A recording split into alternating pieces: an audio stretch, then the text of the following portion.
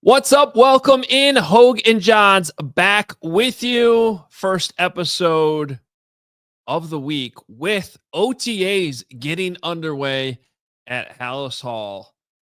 And we've lost Adam Jahns. Yes, Johnsy is out today. He is under the weather. He'll hopefully be back in the next couple days as we will get an opportunity to watch the Bears out at OTAs on Wednesday and wrap things up for you the following day.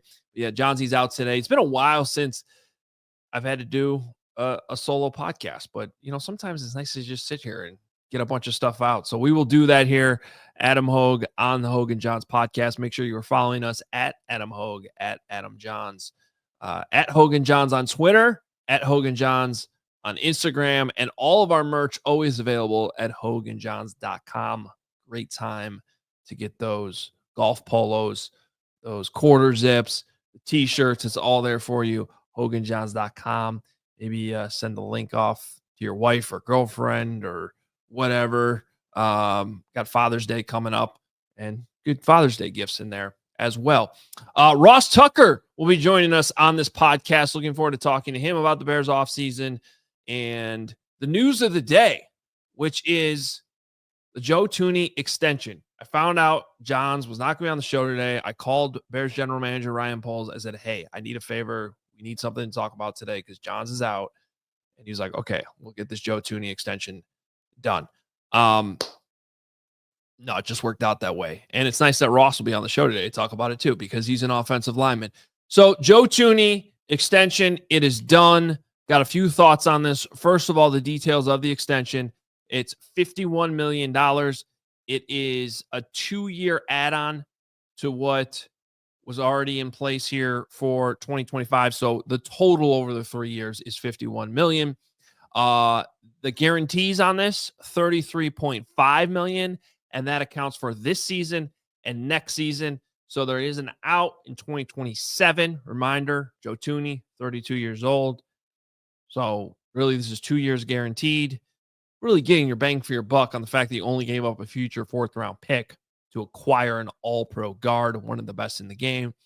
The other important part of this, too, is that it creates some salary cap space this year. Bears need to create a little bit. It wasn't like they were in dire need or in any trouble, but this does free up about $8.5 million, I believe, in cap space, so you can get your rookie contracts done, you can get your payroll in order, and maybe have a little bit left over, a few million, in case you need to add somebody in training camp or the preseason or anything like that. And if necessary, you can always add more space, restructuring some contracts, maybe some of your biggest contracts on the books, like DJ Moore, Montez Sweat. That's always an option that you have.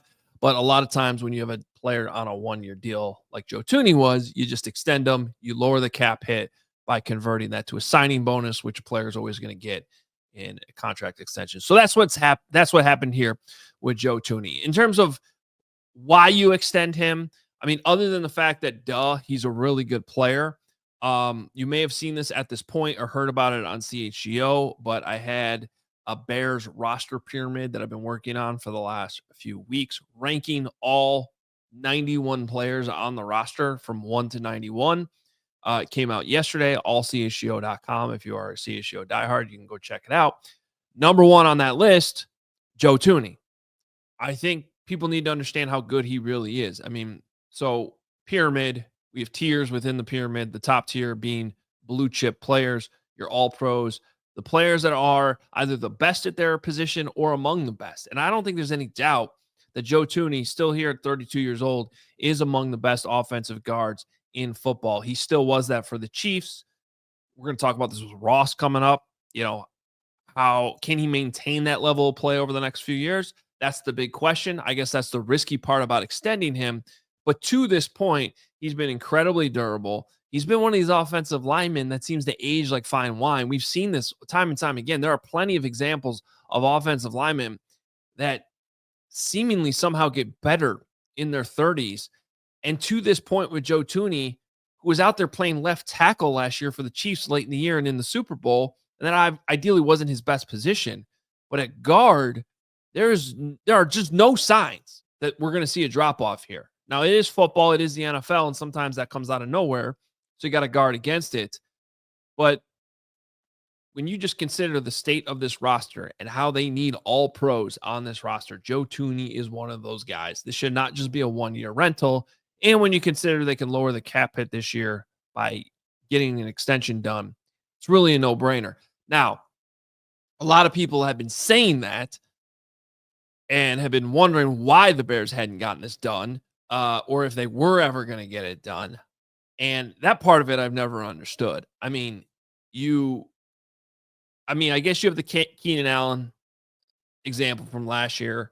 It's a different position. That seemed headed towards a one-year situation from the start because of who else they had there. They had DJ Moore. They drafted, especially after they drafted Rome Odunze. That just seemed to be where things are headed. In this situation, they do not have Joe Thuney is the best offensive lineman on the team until further notice, until Darnell Wright takes that away, if that happens. So you got to lock that guy down. And that was always the intention. Ryan Poles said that, I believe, multiple times. He definitely said it after I asked him after the draft about an extension. Maybe that was the week of the draft, before the draft. But he said, like, that's a priority to get it done. You have to understand there are two sides to every deal. And Joe Thuney was still going to be making $16 million this year. There's no reason for him. Remember, this guy has only played with Tom Brady and Patrick Mahomes. And like every other football fan or football person or anybody affiliated with football, watched the disaster that was the Chicago Bears season last year. So if I'm him, you don't just take a deal just because it's being offered. You get your roots settled here after a trade that came somewhat unexpectedly. You figure out if this is where you really want to be. You get some first impressions from Caleb Williams and OTAs. And reminder, the offseason program's already been going on a month now. The actual OTA practices are what starts today, but they've been in the building. They've been meeting. They've been getting to know each other, getting a vibe for what this team is, getting a vibe for the coaching staff, your position coach. These are all things that matter. And if you're the Bears, there's not necessarily any reason to rush because you have the draft. You see how the roster really stacks up, which is why I waited till the draft is over to see all 91 players on this roster to even do the roster pyramid. The reason why I did it that way is because that's how NFL front offices look at their roster. That's how they stack and grade them and tier them. So you let the dust settle after the draft. You look at what you have. You look at what you still need from a cap perspective. And you see the guy at the top of your entire roster who only has a 1-year deal. And even though he's 32 years old, okay, let's kick him a little bit of a raise. We'll guarantee next year. And if he's still performing at a high level, we have a bunch of options in year 3 to get this thing done. And then you hand it over to the player. And if that player, remember, there's two sides to this, says, okay, I like where this is headed. I like the coaching staff. I like where I'm at. Sure, at my age, I should probably take these guarantees right now, get a few more years tacked on to this thing. All right, let's ride. That's how these things work. That's why they don't happen right away, right after the trade. Sometimes in certain situations, those situations are different. You get a deal done at the time of the trade. But this wasn't a contract holdout situation. It was just a situation where the Chiefs couldn't pay everybody because they're so good. They have to make tough decisions. Letting Joe Thuney go was one of those decisions. And hopefully the Chicago Bears have reaped the benefits of this with a shrewd trade before free agency started. And now they've extended one of the best offensive linemen in the game. It seems like a fair deal for both sides, especially at his age. It's a little bit of a raise, helps the Bears cap. Seems to be a win-win all around. Now you just hope he stays healthy, which he's been basically his entire career, and helps whoever the left tackle is to his left, Drew Dahlman to his right, and most importantly, quarterback Caleb Williams. By the way, I will have some thoughts on Caleb Williams after the Ross Tucker interview. When we recorded our last episode last week, the watchability rankings with Kevin Fishbane, which I highly encourage you to go back and listen to or watch if you missed it. That whole story with Caleb Williams and the Seth Wickersham book came out after that episode. So we have not really addressed that yet on this show. So I will get into that a little bit with Ross but definitely on the back end of the interview. Always love talking to Ross Tucker. He joins Hoge and Jahns right after this. All right, let's bring in Ross Tucker. You know him, of course, from the Ross Tucker podcast on the DraftKings Network. You can follow him on Twitter, and you should be at Ross Tucker NFL. Always has awesome thoughts on the Bears and everything NFL. Before we get into all that, Ross, I know you got something you got to tell all the dads out there as we get closer and closer to Father's Day about what we need to be asking for, especially if we have kids under the age of 10. Yeah, that's the key. If you have young kids, this is an absolute no-brainer. It's called Future Fans, or you can go to futurefans.com, where, by the way, they got a discount right now for 20% off. So you might as well just go throw your email address in there and get the 20% discount. But what they're doing, Adam, is they're giving you a lifelong fan of a child that will watch the games with you. I don't know. My kids are 13 and 11 now. And I don't know if it's because I travel a lot calling games or whatever. I've done a pretty bad job, dude. I do the Eagles preseason games. And so they know that. I took them to the Super Bowl so that, the older one had the best 13th birthday ever.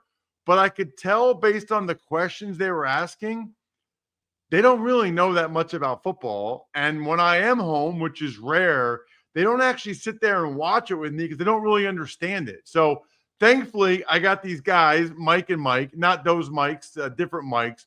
They invented this incredible storybook-led activity box called futurefans.com because they're Bengals fans, by the way, Adam. And a few years ago when they went to the Super Bowl, they couldn't get their kids to watch the game. None of us can get our kids to watch the game, especially little ones, right? Yeah. They want to be on their iPad or whatever. Futurefans.com, they will actually genuinely learn how football works enough that they want to sit there and watch the games with you, watch the Bears every Sunday, ask you questions about why Caleb Williams didn't just run 7 yards and get the first down there so we get a new set of downs, which is actually a good question, or why Caleb Williams was trying to run a play, trying to audible at the end of the Thanksgiving Day game. That's what you need. Futurefans.com. Huge fan of the product. And by the way, as dads, we never, ever ask for anything for Father's Day. We don't even know what to ask for Father's Day. Your wife, your kids, they'll actually be happy that you tell them what you want. I want futurefans.com, not for me, but so that my kids can be great fans of me. Highly recommend it. Futurefans.com. By the way, once they do this, then when they turn 21, they'll realize why it is that you drink as much as you do watching the Bears, and they'll probably be into that with you as well. Futurefans.com. Yeah. Quick story, because I can totally relate to that. Like, I've been at Bears games every Sunday for 15 years now. So I haven't really watched many games with my son, and they sent over Future Fans to us last summer. He started playing with this thing, and I came home after after working the game in Washington, the Washington game last year, the Hail Mary, and my wife's like, dude, he bawled. He bawled his eyes out after the Hail Mary, and my reaction wasn't to be like, oh man, I feel so bad for him. It was like, yes, he cares. He cares enough to be upset about the Hail Mary like the rest of Bears fans. That's all. That true story. Dude, I love that. How old is he? He's about to be 11 now, so he's like right at the cusp. But I have a 4-year-old daughter too, so as long as you got kids anywhere around that age, Future Fans is awesome. That's a great story. I love that. I would be so happy if my son. Are we sick that we'd be so happy that our son's Yes, crying we are, because they lost? I'm like, he finally cares.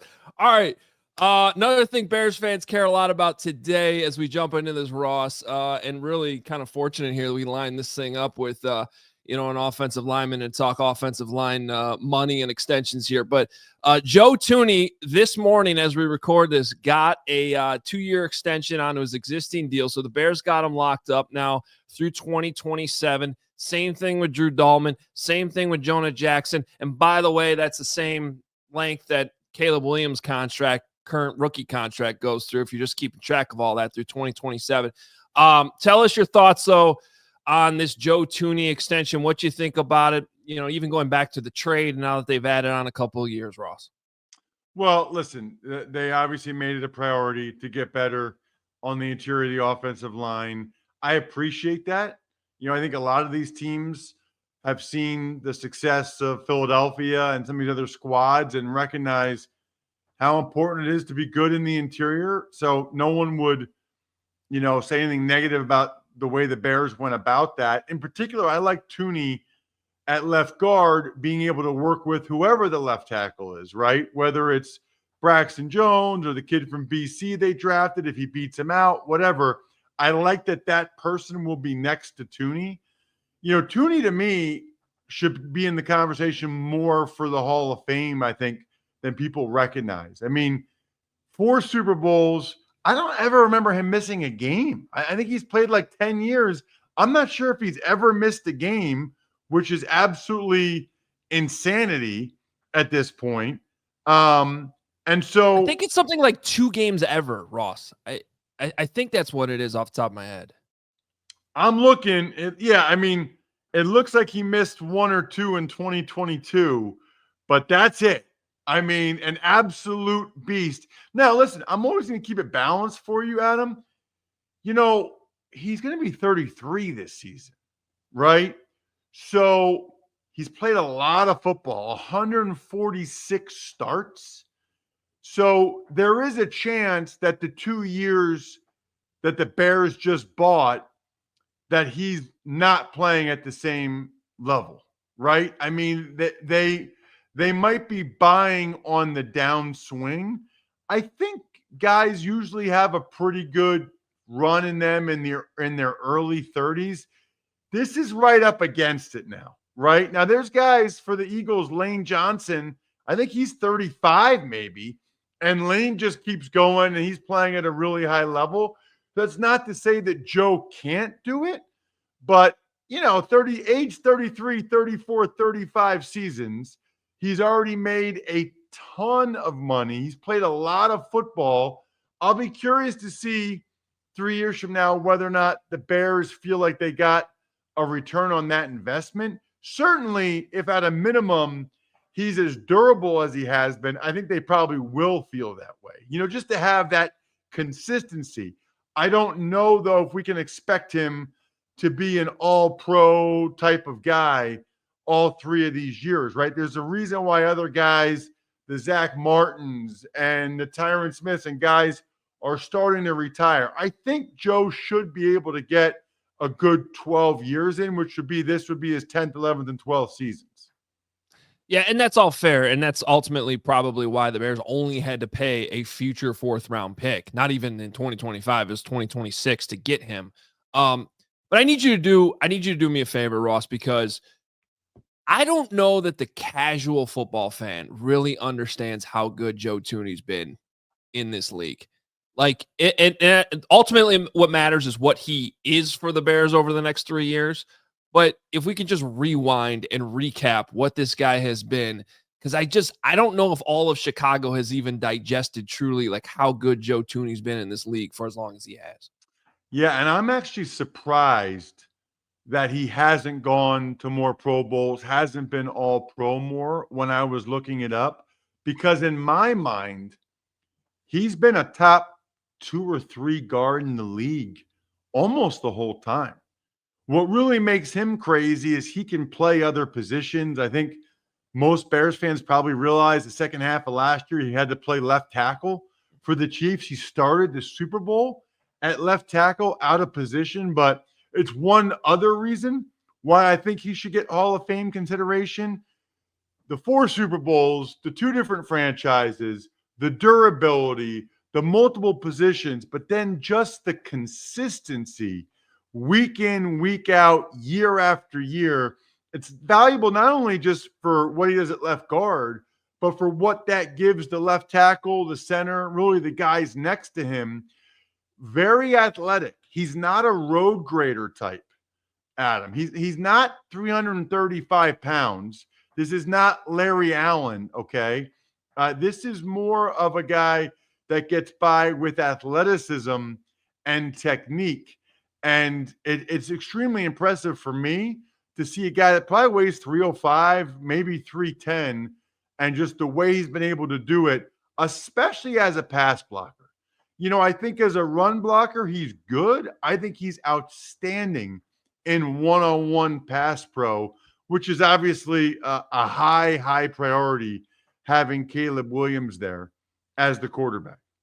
Yeah. Well, and let's transition right there to the Caleb Williams story, because certainly the Bears have done everything they can between Ben Johnson, the offensive lineman in front of them, adding a couple more weapons in the draft to make this thing all work for Caleb Williams. And the vibes were all great, Ross. I mean, since they hired Ben Johnson, there was not a peep of any drama. And then all of a sudden last week, this story from ESPN on the book coming out from Seth Wickersham, which is, by the way, coming out the day after the Bears play the Vikings on Monday Night Football to launch the season. So week 1 should be fun this year. What did you make of the details that came out in that book, and basically the idea that really shouldn't be all that surprising, but can still be somewhat of a distraction, that Caleb Williams, and probably even more so his father, Carl, really were at minimum unsure about being drafted by the Bears number 1? Yeah, a couple thoughts. Number one, I want us all to make a pact, and I want us all to agree that starting this year, we're not blaming other people if Caleb Williams doesn't perform to the ability that we think he should. Ben Johnson, very much a proven commodity. The O-line in front of him now, especially the interior, these guys are proven, right? Ben Johnson even went out and got Colston Loveland to get his TJ Hawkinson, his Sam Laporta, if you will. And then he gets Luther Burden, who my guy Greg Cosell from NFL Films on the Ross Tucker podcast said he loves Luther Burden, has loved his tape for 2 years. So I just want everyone to be on the same page. Everything is set up now for success. There's no one to blame now if Caleb Williams doesn't have success than himself. Because it feels like, and this happens sometimes when a guy's drafted that high, it's like anything positive he does is, look at him. Oh my gosh, look at Caleb. Look at the touchdown interception ratio. Look at this. Anything negative, it's Eberflus is a moron. Waldron doesn't know what he's talking about. The O-line stinks. I would just like a little bit more balance, right? Maybe give a little bit of the credit for the things that went well to the outstanding receiving core, right? Or maybe when things that didn't go well, maybe Caleb takes some of the blame for all the sacks that he took. My concern is with the decision-making just in general. I said this on social media, Adam. I'll say it again, at Ross Tucker NFL. I'm actually way more concerned that he and his father told a writer, and we're talking about this with a writer from ESPN, than I am that they thought about it in the first place, right? Like, okay, hasn't been a good track record for quarterbacks in Chicago. We all know that. Maybe you don't like Eberflus, you don't like the OC, you don't think it's a good landing spot. That's a separate conversation. We can have that conversation. I don't love it, but we can have that conversation. Because to be honest with you, part of me would want a guy that has the confidence of, I don't care where I'm going to go. I want to go to Chicago. I'm going to be the truth. I'm going to be the difference. I'm going to be the guy that changes and turns this whole thing around. So, but that's a separate part. Adam, what is his awareness rating on Madden that we're telling a writer about this? That you're talking about this to a writer who's going to write about this? I mean, this is like worst case scenario. You talk about it, say you wanted to do it, but then you don't actually go through with it. I don't like that. And then all the people saying nobody was watching film with him or nobody taught him how to watch film. First of all, I'd be very concerned if the story was that Caleb Williams never watched film at all by himself. He should be watching film by himself a lot. That's called extra, doing the extra stuff. He should be doing that. Secondly, this idea that I've heard people say, no one told him how to watch film.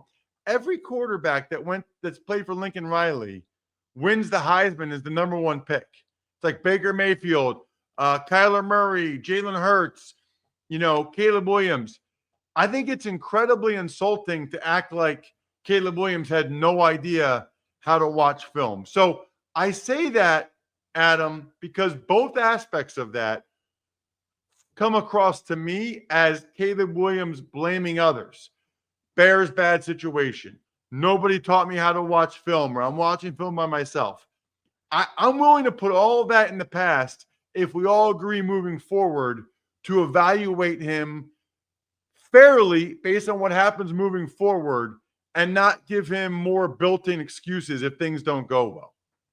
Yeah, I think that's all fair. I wanna hit you on this before we get out of here, because I think we're all kind of tired about talking about the Tush Push, which may or may not be. It sounds like it's probably going to pass.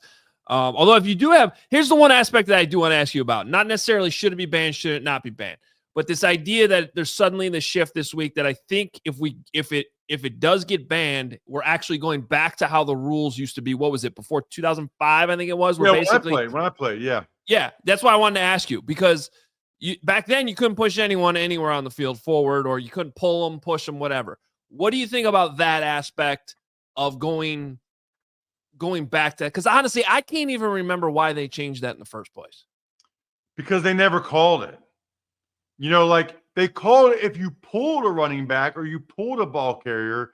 But anytime a guy had the ball downfield and was battling, you know, right at the line to gain, we would all come down and push him forward.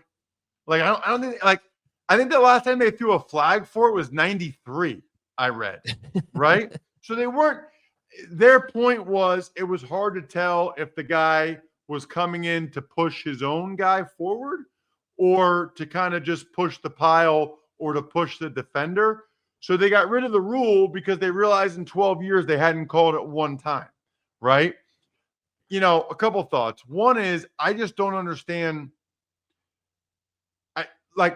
So first of all, if it's a player safety thing and you're really going to be a stickler for this, then when a lineman like me is coming in and your guy with the ball is fighting for the extra yardage, if I can't come and push him from behind, I'm putting my helmet into the kidney of the defender. That's way worse for player safety. That's like internal bleeding. That's way worse. But what else am I supposed to do? If I can't touch my guy, I'm going to go ahead and put my helmet into the ribs or kidney of the defender to try to help my guy. That's worse. The other thing is, I've read multiple times how they have this written. They don't like the way it looks, right? Stylistically. Well, I got news for you. The way it's written, the Eagles can still have, or any team can still have two guys right behind the quarterback. As soon as the ball is snapped, they can go run ahead of the quarterback and push the center and guard forward and get a lot of the same benefit from it. It just says you can't push the ball carrier. And even if they say you can't push anybody, they're still going to have those guys as wings, more or less burrowing, like wedge blocking technique. Maybe they don't push the quarterback, but protecting his flanks, if you will. My point is that it's going to still look the same. Like, I don't think they're going to really solve very much. However it's written, I can promise you this. The Eagles will look at the letter of the law and they will run a play very, very similar and still have tremendous success. Well, I hope so, because that part of football is just fun to see how people scheme around the rules. All right, last thing also on the docket this week at the owners' meetings, I feel like it hasn't been talked about enough with as much as we talk about the Tush Push. This idea that division winners would not automatically get a home game, that they're basically just going to seed the playoffs based on best record from top to bottom. You obviously still have your top team gets that bye, but it's no longer guaranteed that a divisional winner will get a home game. I don't think I like this, Ross, but I also don't know if I have a great reason for it other than, like, selfishly, I really liked how that Lions-Vikings game came down to, like, the division being decided in week 18 with the last game of the season. And that was, like, fun for me, the football consumer. I get the other side of it, but, like, I don't know. Maybe I'm just old school in that, like, you win your division, you get a home game. Totally agree. I think it's important for the sanctity, for lack of a better word, of the divisions, that the winner not only gets the title, but gets a home playoff game.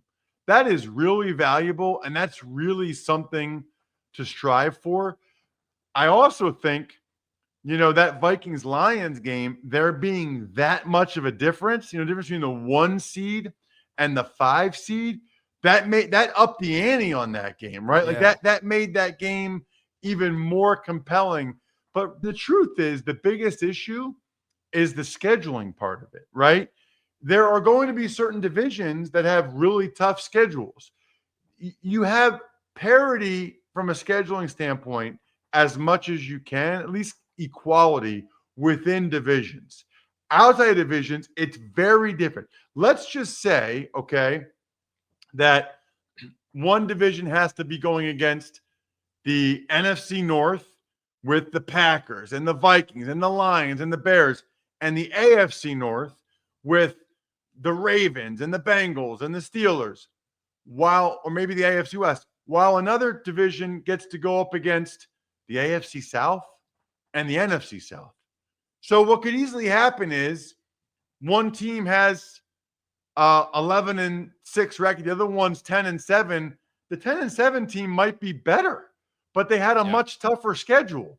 Yet now they're going to be seated below the 11-7 team that had a clearly easier schedule because of the nature, the formulaic nature of the rotational schedule. I don't like this idea at all. Unless the schedules have more equality, I don't see how you do this. Yeah, I agree with you. I see it the same way, and I don't feel like it's been a big enough issue to have this drastic change. But we'll see where that goes this week. Ross Tucker, always love talking football with you, man. At Ross Tucker NFL, the Ross Tucker podcast on the DraftKings Network. Make sure you go check it out. Thanks, Ross. Hey, my pleasure. Thanks so much for having me. Really appreciate it. All right, continuing on solo here on Hoge and Jahns, and we got to talk about this Caleb Williams stuff. By the way, like we're nearing 10 years on the Hoge and Jahns podcast, our 10-year anniversary. This is how this whole thing started, with me just sitting here talking to myself. Hopefully there's a lot more people watching now or listening now than there were to those original episodes. So yeah, a little throwback here for you, for those that were listening to even the first episode ever. But Caleb Williams. All right, let's talk about this Seth Wickersham story. I know I've discussed it a little bit on CHGO, but I haven't really gone into this part of it. I think most of what Ross said is completely fair. It's interesting. I think one of the things Caleb actually did a really good job of last year was blending into the team. And after he got drafted, really wasn't at all the distraction that I think people were worried about pre-draft. And so now that some of that stuff is coming back to the surface and bubbling back to the surface, we sort of forget that Caleb Williams is at a different level in terms of draft picks. And what I mean by that is, we talked about this going into the draft. We talked about this when they were drafting Caleb Williams. Caleb Williams was already a star. Like, he is one of these, I'm trying to even think of a comp for in Chicago. Like, Connor Bedard would be a good example, but even that's the NHL. It's not the NFL. Connor Bedard's like kind of larger than life more in Canada than he is here yet. But Derrick Rose, I guess, would be another one. LeBron James is actually a pretty good comp when you talk about a guy that had been followed already in high school. Now the timelines are a little different because he didn't go to college, but you know what I mean? People have been watching his games for 3 or 4 years before he even got drafted. Peyton Manning. Like, the point is I'm not talking about results. I'm talking about these draft picks, these number 1 overall picks that are like larger than life even before they get to where they're going. Now, depending on who they are, some of them, whether it's their fault or not, are just going to come with more and more attention. Hell, this Caitlin Clark, Angel Reese stuff. It's just it just comes with the territory. And so I am not surprised. It was a little shocking the morning when the news came out that, oh, there's a book on all this stuff, and all this stuff that we kind of thought could be a thing apparently was a thing. I thought the most newsy part of it was the Vikings aspect of it, because who in their right minds would ever thought that there would have been a scenario where Caleb Williams would have ended up with the Minnesota Vikings? And ultimately, by the way, guys, that's how this thing played out. Part of what Carl Williams is upset about is the fact that unless you're going to raise hell to the level that it's going to become a huge distraction and potentially hurt your son's image, brand, the way he's viewed inside the locker room, there's nothing you can really do. Ryan Poles can sit there and say, that's great. You're going to be a Chicago Bear. We're drafting you no matter what, because that's how this system works. And I don't blame the player side of it for having an objection to that or trying to challenge that. So in a weird way, this all sort of played out how we always thought, and which was written in a story I wrote going into the Super Bowl 3.5 months before the 2024 draft, after talking to a number of sources, people that had coached Caleb or played with Caleb. They all kind of came to the same conclusion.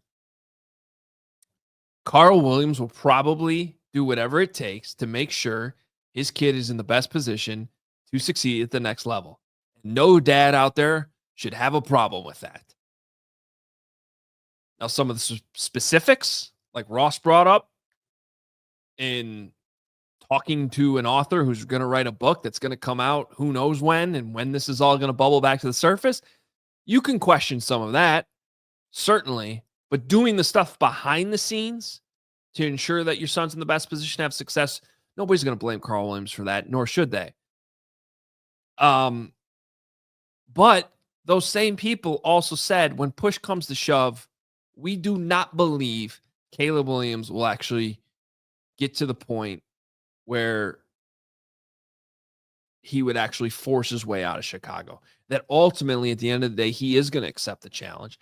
And he really did do what Ross Tucker said in the interview that, he wants to see from quarterback, which is, I'm going to be the guy that changes this. And that's sort of the part that got lost in that conversation last week. He did do that ultimately. He visited Hallis Hall, and I guess we'll see more details in this book, hopefully, when it comes out in September. But at the end of the day, he said, look, Dad, I can do this. I can be a Bear. I can become the first 4,000-yard passer. I can do this. Was last year a reality check for him? Sure. Did it go great? No. Were there doubts along the way? Hell yeah. How could there not be? But now you look at how this is all set up this year, and I'm, as somebody who's been a huge Caleb Williams supporter this entire time, agree with Ross. Like, we all sort of do have to agree, though, that from this point forward, it can't just be everybody's fault if it doesn't go well. Now, ultimately, it's a little bit of both. It's a little bit of the team's fault. It's a little bit of the quarterback's fault. Or on the other side, when things go well, it's a little bit of the quarterback. It's a little bit of the team around him that's doing everything well. It's the coaching. That's how football works. And it's hard to realize sometimes, but that is the truth. So I just think that, getting back to my original point, all of this kind of comes with the territory when you draft somebody like Caleb Williams. And we asked those questions at the time. Are the Chicago Bears ready for this? They were not. So here we are again. Are they ready for it? Because at the end of the day, this team and this player, they just need to win football games. And I don't know if there's any other team. I mean, everybody needs to win. But does anybody need to win more than Caleb Williams and the Chicago Bears? It sure as hell seems that way, because that can make all of this go away, including the thing that I think is perhaps the most concerning from any of the fallout with this, which is how is it perceived in the locker room? But Caleb Williams is not the first quarterback or the first player to, maybe get some eye rolls here and there from teammates. That always happens when you're not winning. All they got to do is win. A lot of this will go away. Caleb's success should still come. He's still so talented. I think it's fair to question the motivation of putting this in a book. It's going to come out in September. As I said before, right around that Monday Night Football game. There could be more distractions on the way. But how do the Bears handle this? How does Caleb Williams handle it? And ultimately, if they win football games, none of this will really matter, ultimately. So, anyway, fun episode. Always love talking to Ross Tucker. Thanks to the Bears for getting the Joe Thuney extension done this morning. That was greatly helpful. Thoughts with Adam Jahns. I'm sure he'll be okay, and hopefully he'll be back in a couple of days. Just a little under the weather. Yeah. Thanks to Katie Langen for producing. You can follow me on Twitter at Adam Hoge. Follow Johnsy at Adam Jahns. The show at Hogan Jahns. HoganJahns.com for all the merch. Also, as always, you can find me on CHGO. Hi, Katie. Monday through Friday at noon. That's our awesome producer, Katie Langen. And yeah, I think that's about it. More coverage as always, allchgo.com too if you want that.